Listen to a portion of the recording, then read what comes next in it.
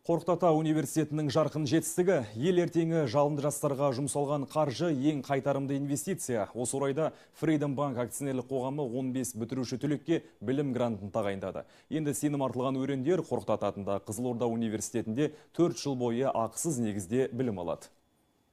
Қорқыт Ата атындағы Қызылорда университеті тек өңірде ғана емес, еліміз бойынша ең ілгері білім ошағының бірі. Осыны ескерген Freedom Bank Қазақстан акционерлік қоғамы білім гранттарын аталмыш оқу ошағына бөлуді жөн көріпті. Биыл алғаш рет қолға алынған әлеуметтік бастама аясында ұлттық бірыңғай тестілеуде жақсы нәтиже көрсеткен 15 бітіруші түлекке арнайы сертификат табысталды. Енді олар құқықтану, экономика және қаржы салалары бойынша 4 жыл бойы тегін білім алады. Мен өзім грант конкурсына өте алмағаннан кейін осы Freedom Bank-тың беріп жатқан гранттарын естідім.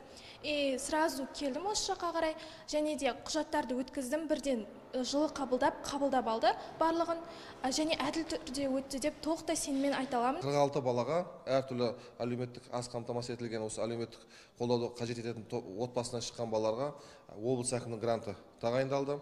Және де Қазақстан халық қорының шешімімен 15 балаға қолдау мақсатында білім гранты тағайындалып отыр. Биылғы оқу жылында алғашқы рет осы біздің облысымызда арнайы Freedom Bank білім грантын тағайындап жатыр. Өздері комиссия құрып, шешім шығарып.